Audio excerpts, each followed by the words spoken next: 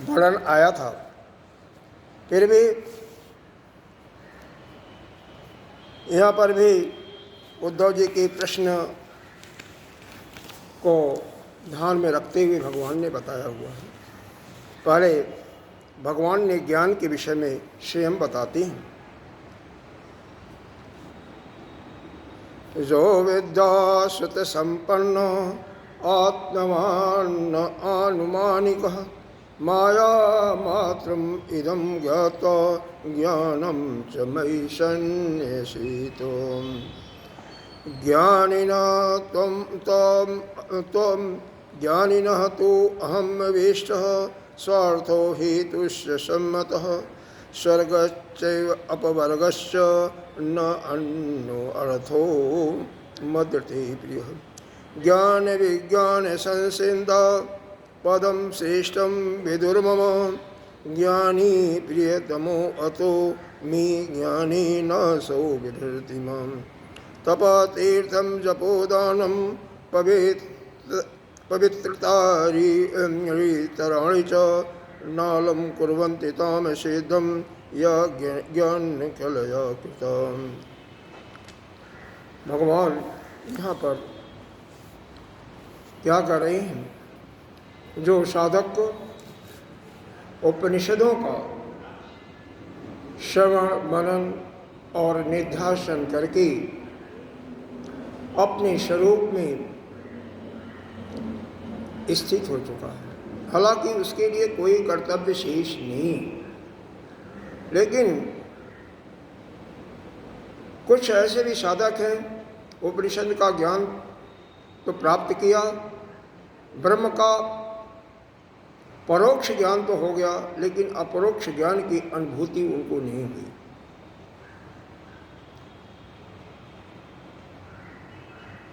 तो भगवान कहते हैं वो भी मेरे को अति प्रिय हैं यदि मेरा ही चिंतन करते रहते हैं। उनको यह आभास है यह संसार तो असत है, यह तो न तो सत न तो असत किसी कोटि में नहीं आती है।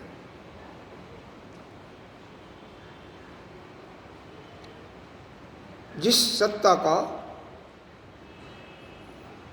प्रारंभ में उसकी स्थिति नहीं है, अंत में भी नहीं रहेगी, केवल मध्य में है, उसे क्या कहा जाएगा? नित्य तो हो नहीं सकता, अनित्य ही है। ऐसा जिसको ज्ञान हो गया है, शरीर नष्ट होने वाला है, शरीर से उसका कोई संग नहीं रहता, ऐसा ज्ञानी महापुरुष जो कुछ सुन रहा है या ज्ञान को दे भी रहा है, तो वह सब क्या है? सब माया का ही खेल है, वास्तविकता तो वहाँ पर कुछ भी नहीं है। लेकिन इसको जो अच्छी तरह से अपने अंदर जान रहा है, वह ज्ञानी मुझे अतिशय प्रिय है। वह नहीं कहा ज्ञान विज्ञान संसिद्ध, ज्ञान भी है, विज्ञान का मतलब उसको अनुभव भी है, उससे युक्त है। पदम श्रेष्ठम विदुर्मम, और ऐसा ज्ञानी जो कि मेरा निरंतर मेरा ही चिंतन कर रहा, वो मेरे को सबसे प्रिय है। कह रहे हैं ज्ञानी के आगे, ज्ञान के आगे, ज्ञान का जो ग्रहण करता है उसके आगे कितना भी तप करें, तीर्थ करें, जप दान अथवा अंतःकरण शुद्धि के लिए जितना भी कर्म किया जाता है, उसके आगे इनकी कोई भी महत्व नहीं रहता। वह तभी तक है जब साधक को ज्ञान नहीं होता। ज्ञान होने के बाद यह सब उसके लिए वृथा हो जाती है। तस्मात् ज्ञानेन संहितं ज्ञात्वा स्व आत्मानम् उद्धवः ज्ञान विज्ञान संपन्नो भजमा भक्त भावितः। इसलिए हे मेरे प्यारे उद्धव, क्योंकि उद्धव भगवान के बचपन के उन्हीं के वंश के अति प्रिय सखा थे। उद्धव ज्ञानियों में भी श्रेष्ठ थे। उन्होंने बृहस्पति जी से ज्ञान को प्राप्त किया था और ज्ञान का केवल अपने अंदर धारण ही नहीं किया था, बल्कि उसका अनुभव भी किया था। ज्ञान विज्ञान दोनों से संबंधित है। ज्ञान भी था और उसको अपने अंदर अनुभव भी कर चुके थे। तो हे उद्धव, आप भी या अन्य कोई भी इस ज्ञान विज्ञान को से युक्त होकर के अपने स्वरूप में स्थित होकर के केवल मेरा ही चिंतन करो। इसके अलावा मेरे लिए और इस संसार में कोई प्रिय नहीं। भगवान ने यहाँ पर क्योंकि ज्ञान का प्रकरण चल रहा है, इसलिए ज्ञान को सर्वश्रेष्ठ माना। वैसे भी ज्ञान सर्वश्रेष्ठ है। वेदों में स्वयं कहा गया है कि इस संसार के बंधन से मुक्ति का एक ही द्वार है, एक ही रास्ता है कि उस आत्मा को जाने। वह जो ब्रह्म है उसको अपने अंदर अनुभव कर। इसके अलावा और कोई रास्ता है ही नहीं।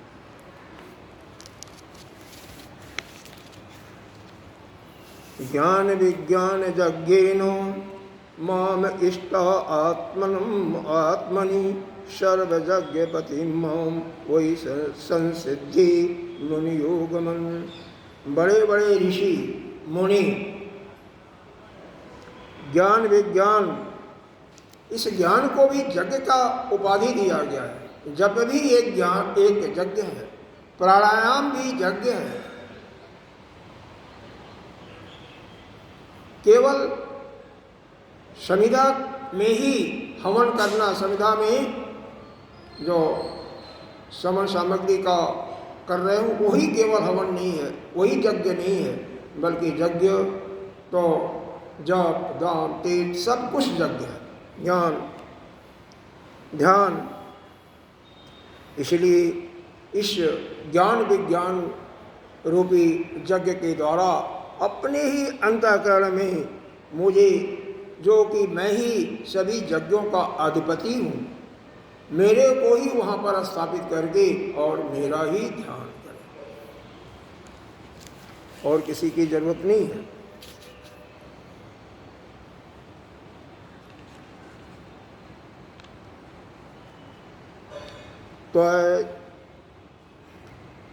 त्वयि उद्धव श्रेयति जस्य विधो विकारो मायांतर पतते न अद्य अपवर्गयोर्यत जन्म आदयोस्य यदि तव तस्य किं सुरातो अंतयो दशतो वस्ति तदेव मध्यति। कह रहे हैं यह शरीर, यह संसार, जगत सब केवल प्रकृति के विकारों के ही रूप में दिखाई दे रहा है। वास्तव में इसका कोई अपनी कोई अनुभूति नहीं है। यह केवल प्रकृति का ही विकार है, जो कि सत्य रज तम तीनों के अधिकता के कारण कोई अधिक हो गया, कोई कम हो गया, और पंच महाभूत उसी से मिलकर के सृष्टियाँ का निर्माण करते जाते हैं नाना रूपों में। तो ठीक है, सृष्टि का निर्माण हो रहा है, तो मतलब क्या है? कह रहे हैं जो इस ज्ञान को जानता है। कौन सा ज्ञान? कहते हैं कि यह सृष्टि जो है, जो दिखाई दे रही है, यह वास्तव में क्या है? माया है।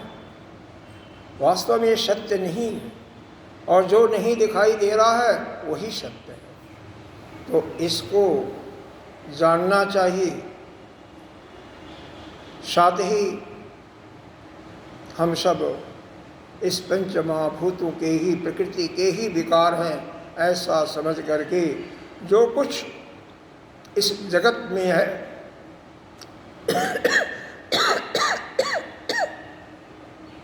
सब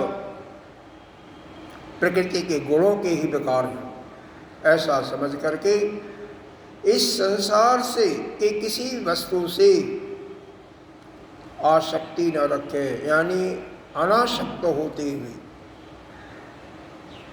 चाहे वो कोई मित्र है,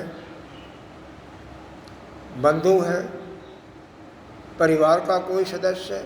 यहाँ पर आगे बताते हैं कि वह मेरे को ही गुरु माने, मेरे को ही बंधु माने, भाई माने, मैं ही उसके लिए सब कुछ हूँ, और मेरे को ही सब कुछ मानते हुए मेरे में ही अपने ज्ञान के माध्यम से नित्य यज्ञ करता रहे। नित्य यज्ञ का क्या तात्पर्य हुआ? नित्य यज्ञ का मतलब वही भगवान का चिंतन। क्यों? कौन है भगवान? कि वही निर्गुण, निराकार, निष्क्रिय, और वही वह भगवान नहीं बल्कि आप ही वही हो। जितने उसके इस सृष्टि में बनाए हुए नाना प्रकार के जीव हैं, सब में ही अपनी आत्मा को देखता जाए कि कोई अन्य नहीं है बल्कि हम ही। इसी को ज्ञानी कहते हैं, जो कि सभी जीवों के अंदर अपने ही आत्मा को देखता है। उसकी आत्मा और अन्य जीवों की आत्मा ही ब्रह्म है। इस प्रकार से यहाँ पर पूरा उपनिषद का ज्ञान ही इस 5-7 श्लोकों में भगवान ने दिया। पूरा उपनिषद का। आगे चल करके उद्धव का प्रश्न होगा, क्योंकि किसी को भी ज्ञान उतना प्रिय नहीं लगता है, भक्ति ज़्यादा प्रिय लगता है। और कुछ उद्धव जी का भगवान से प्रेम भी था, और उनको यह भी पता था कि भगवान जाने वाले हैं अपने धाम को, इसलिए भक्ति के विषय में, हालांकि भक्ति के विषय में भगवान अभी 2 अध्याय पहले बताया था, फिर भी पूछेंगे भक्ति के बारे में, आगे भी चर्चा आएगी बहुत ज़्यादा। वैसे भी श्रीमद् भागवत क्या है? भगवान के अवतारों की कथा है और भगवान के भक्तों की कथा है। तो विशेष करके भक्ति ही है, लेकिन केवल भक्ति नहीं है, बल्कि ज्ञान, भक्ति, वैराग्य, कर्मयोग सबसे परिपूर्ण है। सब कुछ इसमें नहीं है। तो उद्धव जी का प्रश्न क्या है, इसको सुन लो। ज्ञानम विशुद्धम विपुलम जत एतत् वैराग्य विज्ञान युक्तम पुराणम आख्याहि विश्वेश्वर विश्वमूर्ति त्वभक्ति योगम च मद्विज्ञम। कह रहे हैं, हे भगवान, विशुद्ध शुद्ध ज्ञान क्या है? शुद्ध ज्ञान क्या है? वैराग्य क्या है? और वैराग्य से युक्त वह सनातन जो है, उसके बारे में भी आप बताएं, क्योंकि उससे हमारा ज्ञान दृढ़ हो जाएगा। उसी प्रकार से आप मुझे स्पष्ट करके अपनी भक्ति के बारे में बताएं कि कौन सा साधन करके हम हमारा या साधकों की भक्ति आप में दृढ़ हो जाएगी। हमें नहीं पता कि आपकी भक्ति किस प्रकार से हमारे हृदय में दृढ़ता को प्राप्त होगी, तो उन साधनों का आप वर्णन करें।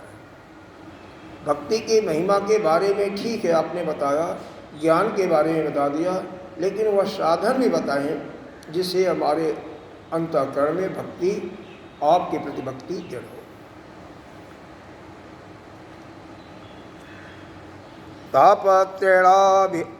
अभिहतस्य घोरे संतप्त मानस भवाध्वनीश पश्यामि नानक्षरणं त्वंघ्रि द्वंद्वात् पत्ताद अमृता विवर्षात।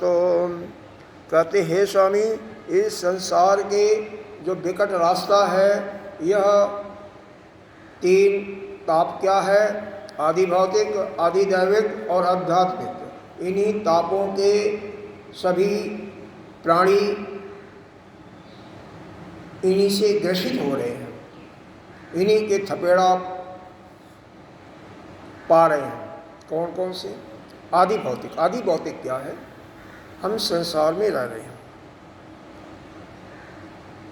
इस संसार के जो प्राणी दिखाई दे रहे हैं, आपको मालूम पड़ रहे हैं, उनके कारण से अगर आपको कष्ट हो रहा है तो उसको आदि भौतिक कहते हैं।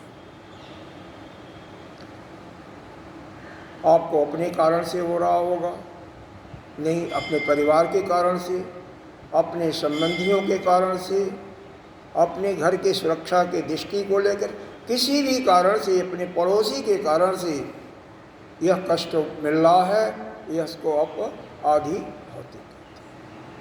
आदि दैविक दूसरा जो है वह किसे कहते हैं? कभी देवता लोग नाराज हो जाते हैं तो क्या करते हैं?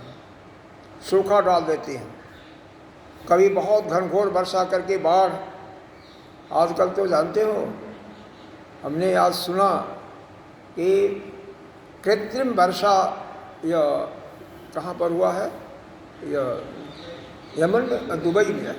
हाँ, दुबई में। अब दुबई डूब रहा है।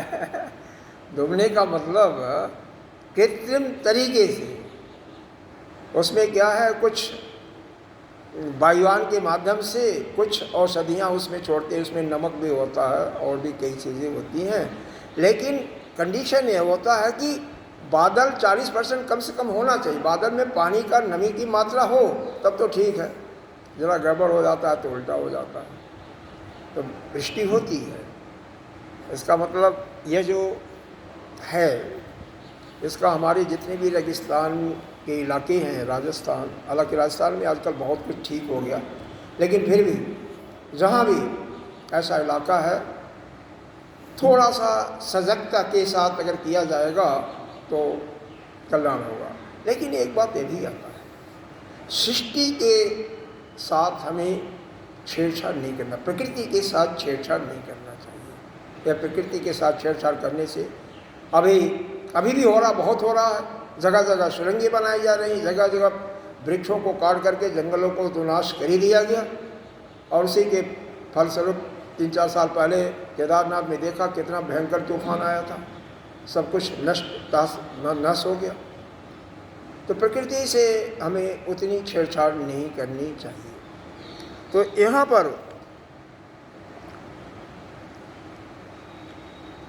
यह बताया जा रहा है कि आपको आदि दैविक कष्ट क्या होता है। तो देवताओं के कारण से जो कष्ट आपको मिलता है, अकाल पड़ गया, अल्पवृष्टि, अतिवृष्टि, ओले पड़ गए, बीमारियां नाना प्रकार की आ गई, तो यह सब आदि दैविक की कैटेगरी में आता है। इसके लिए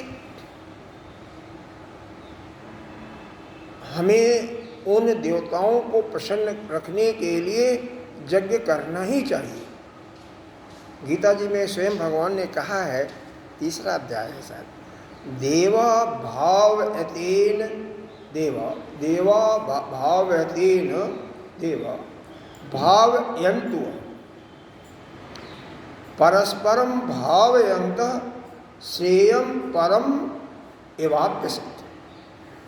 अगर आपस में हम एक दूसरे के लिए करते रहेंगे, जैसे प्राणी जो है मनुष्य, उनके लिए यज्ञ समय समय पर करता रहे, तो देवता लोग भी आपको खुशहाल करने के लिए समय समय पर वर्षा, समय समय पर अन्य अगर कोई कभी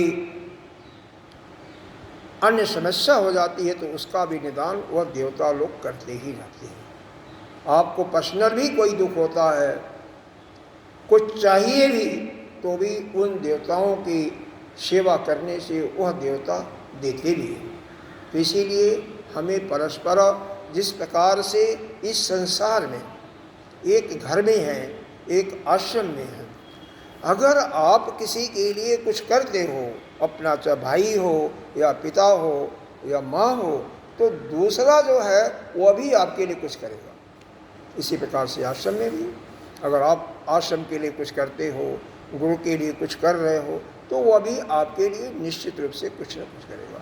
तो यह परस्परम भावयंत न कि केवल देवता और मनुष्य में है, बल्कि इस संसार में भी चलता है परस्पर। आप देख सकते हो। और क्या, यहाँ तो माँ कोई नहीं बैठी है, लेकिन एक बच्चा जब उसको कोई मारता है ना, छोटा बच्चा है, अभी उसको शक्ति नहीं है, तो कहाँ भाग करके जाएगा?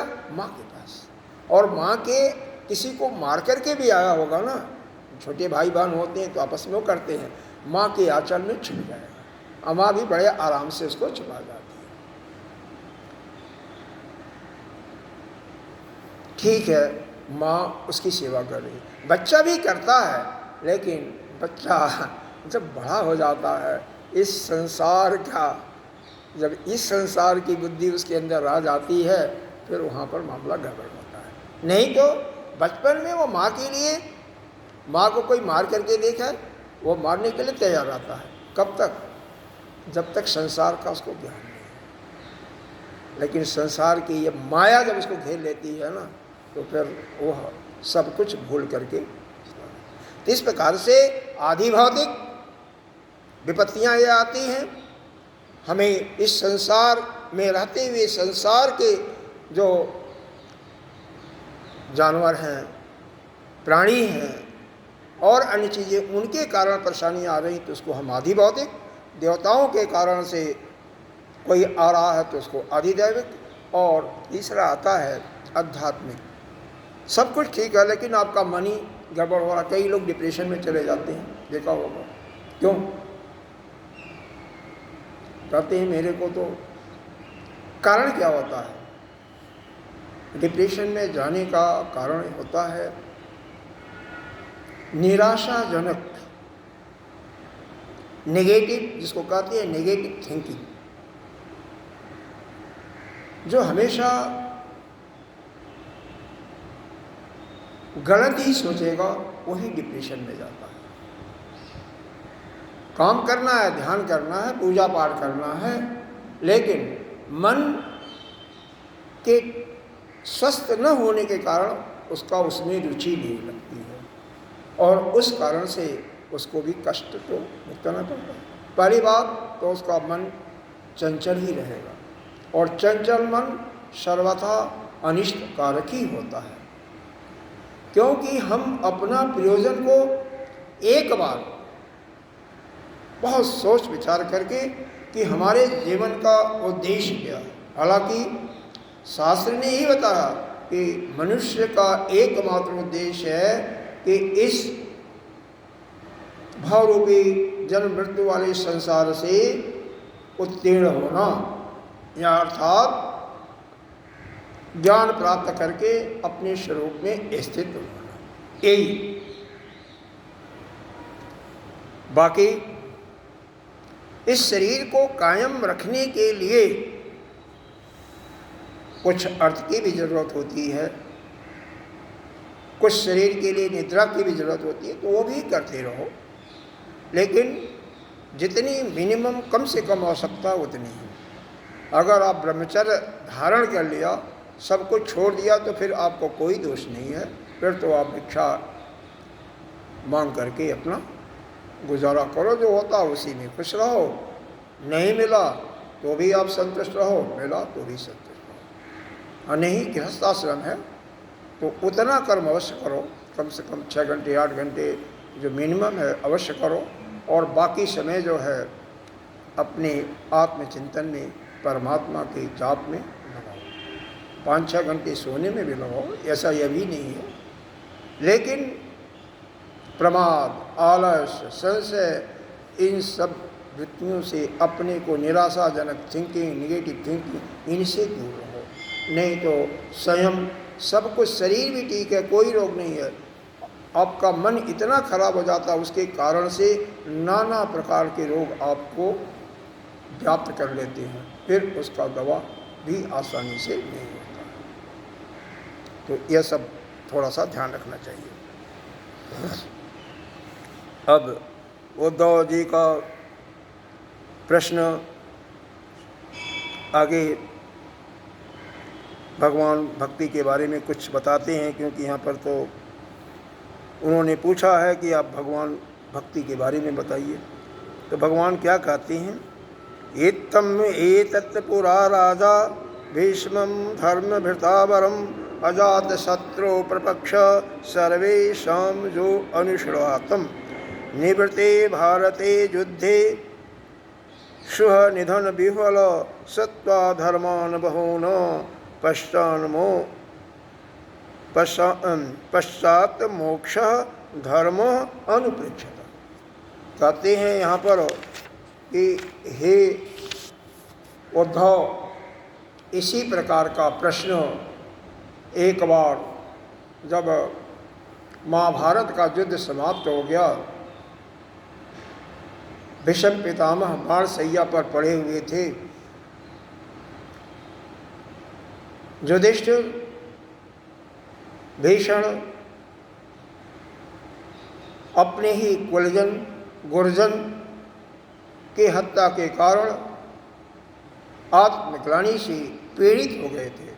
उस समय भगवान के साथ भीष्म पितामह जी के पास जाते हैं, और भीष्म पितामह जी ने जो उनको ज्ञान दिया था, भगवान कह रहे हैं मैं भी वहीं पर उपस्थित था, तो भीष्म पितामह ने जो इनको ज्ञान दिया उसको ही मैं आपको बताता हूँ, जो मैंने सुना था वह मैं आपको बताता हूँ।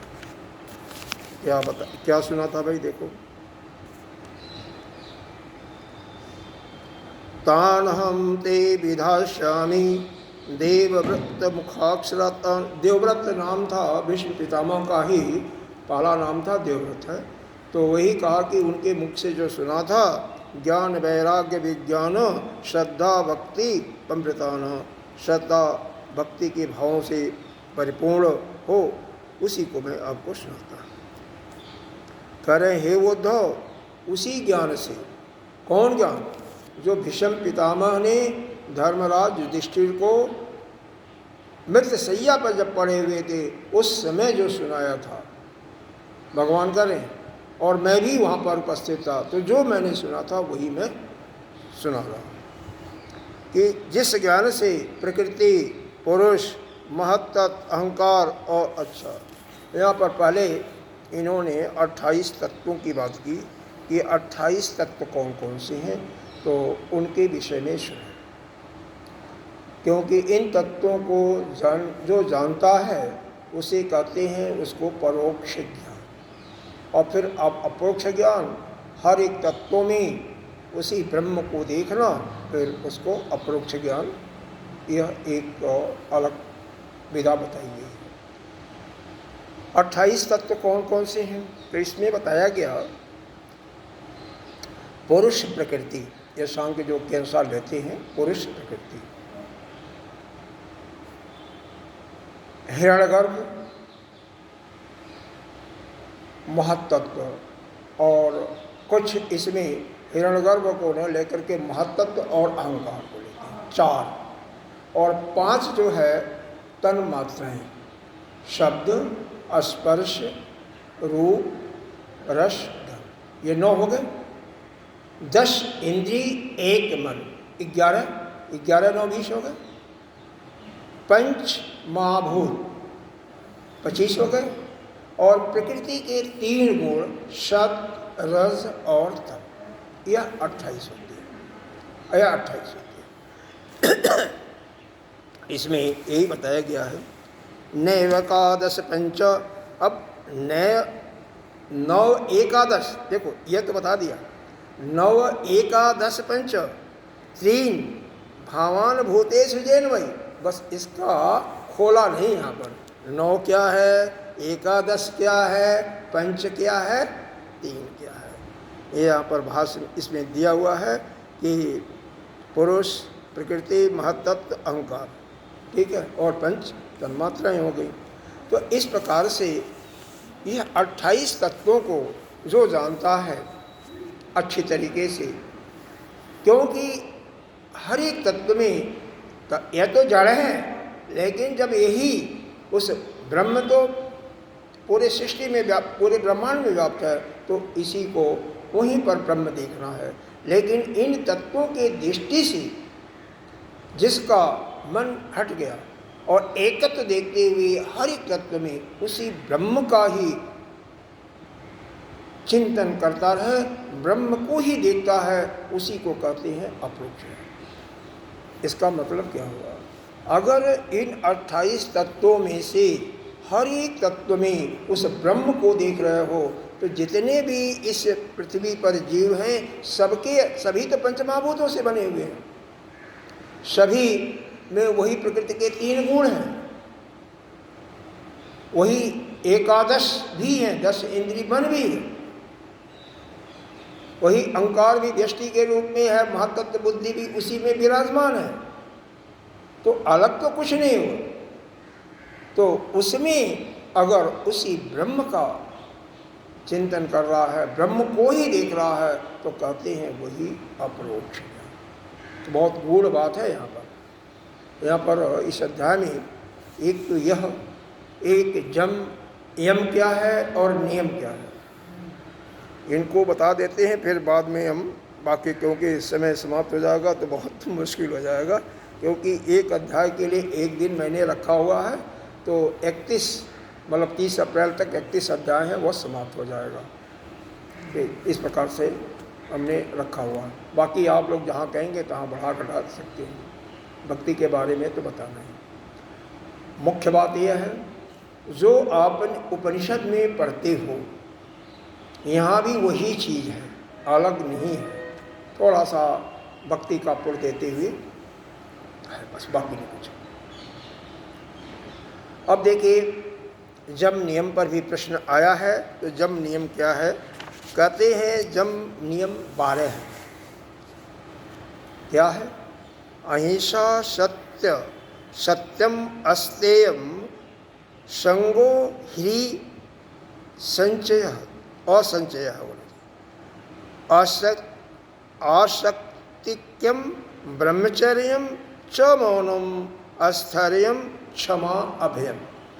यह 12 जम बताए गए हैं। कौन कौन, अहिंसा, काया मन वाणी से किसी का हिस्सा नहीं। सत्य, सत्य जानते हो, सत्य में कुछ बताना नहीं है।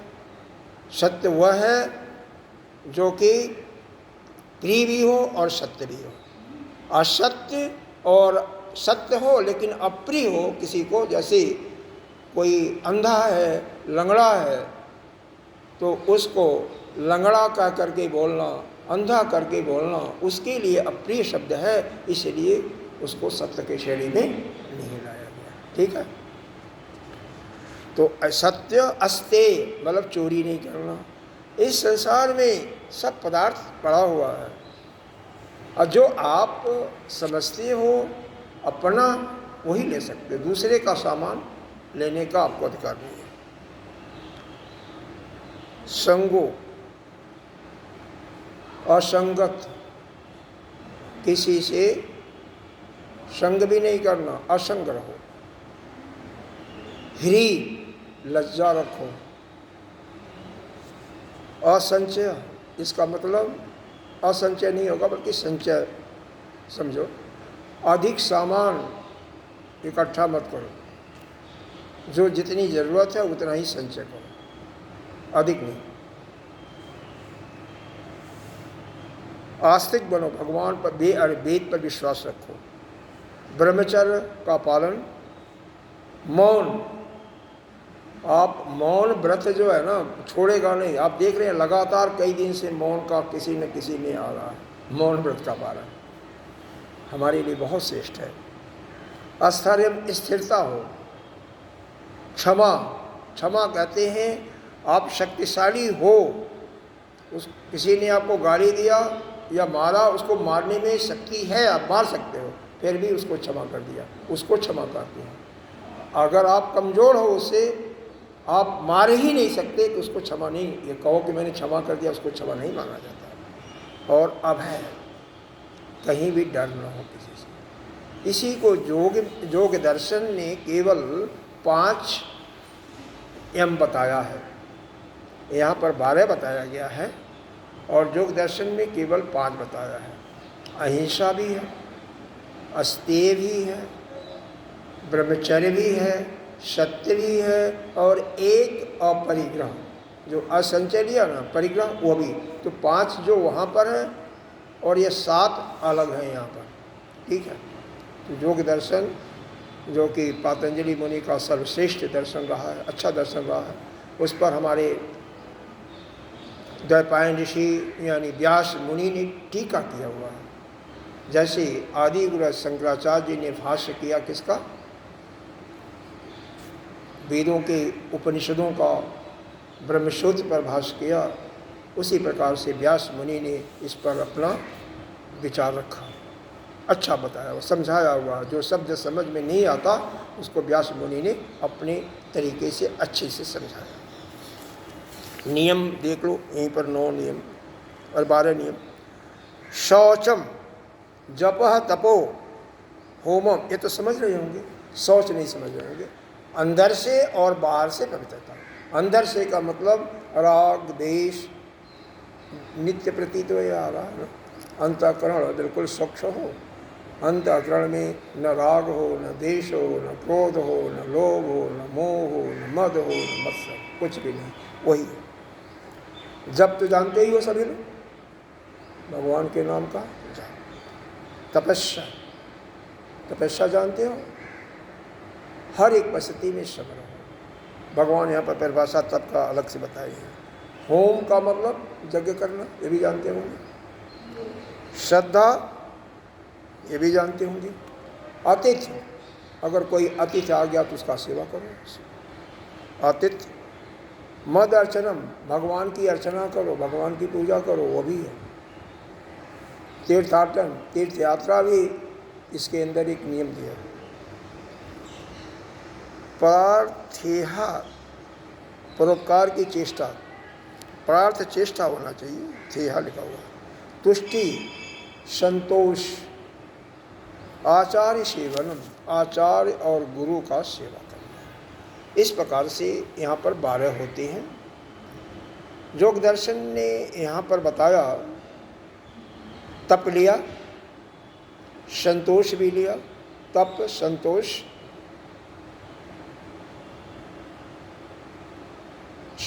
शौच भी है, शौच तप स्वाध्याय, 3 ये लिया। और चौथा लिया उन्होंने स्वाध्याय, जो कि यहाँ पर नहीं है, और 5वां लिया ईश्वर प्राणिधाम, यह 5 लिया।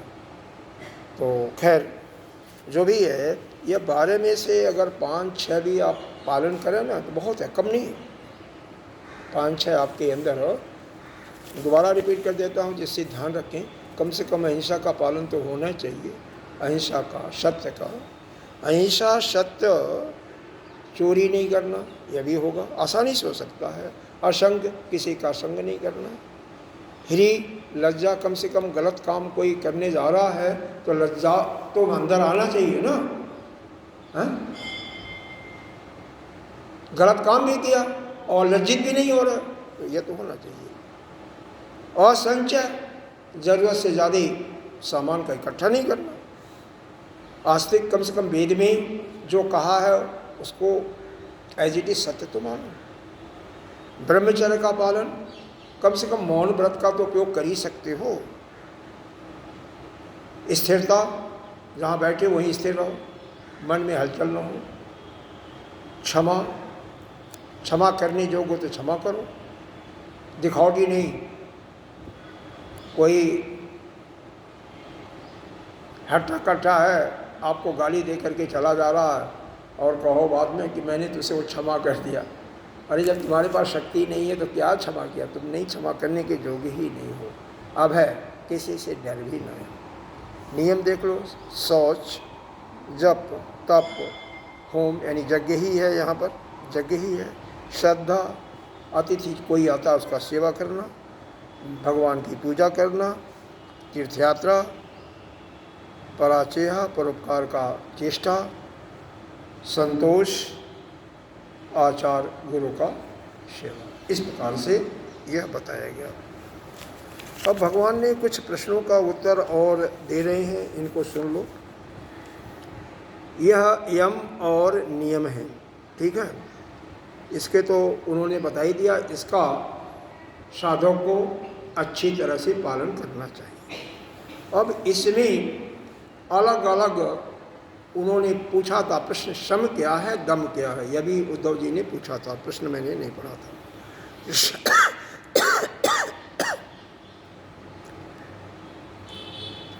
शम क्या है, कह रहे हैं जिसकी बुद्धि, भगवान कह रहे हैं मेरे अंदर ही लग जाए, यानी जो अपनी बुद्धि को परमात्मा से ही लगा ले, उसी को शम कहते हैं।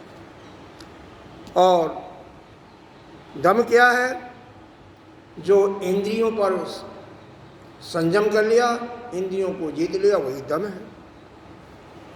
बुद्धे दमः, दमः इंद्रिय संयम, इंद्रियों का संयम ही दम है। तितिक्षा, यह साधन चतुष्टय में आता है ना, सम दम तितिक्षा प्रति श्रद्धा समाधान। तो तितिक्षा क्या है, कह रहे हैं जो कोई गलत काम किया आपने, यहाँ पर दिया हुआ है न्याय से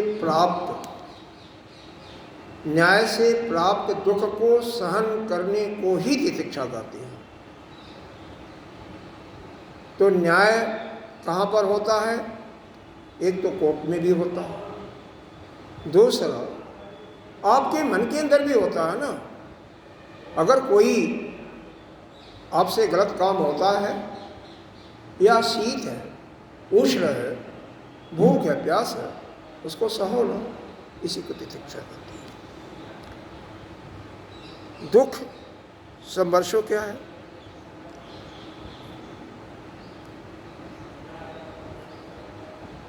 तो कहते हैं जीवा,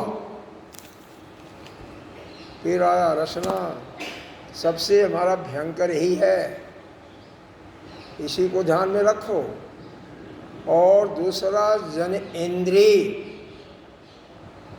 इन पर जो संयम कर लेता है ना, उसी को हम क्या कहते हैं, धैर्य। बहुत है। भगवान ने देखो जितनी भी इंद्रियां बनाई ना, ज्ञान इंद्रिय कर्म दो दो बनाया, यह भी दो, यह भी दो, यह भी दो, सब दो दो बनाया, हाथ भी दो, पैर भी दो, सब दो दो बनाया, लेकिन मुंह एक दिया, कान दो दिए। इसीलिए कम खाओ, कम बोलो। और हमेशा देख रहे हैं 3-4 दिन से यह मौन छोड़ नहीं रहा आपका पल्ला, जीवा पर संयम भी आज आया है। और इसी प्रकार से आयु जनेन्द्रिय एक है, उस पर भी संयम पूरा करना चाहिए। गृहस्थ को भी शाबाश का केवल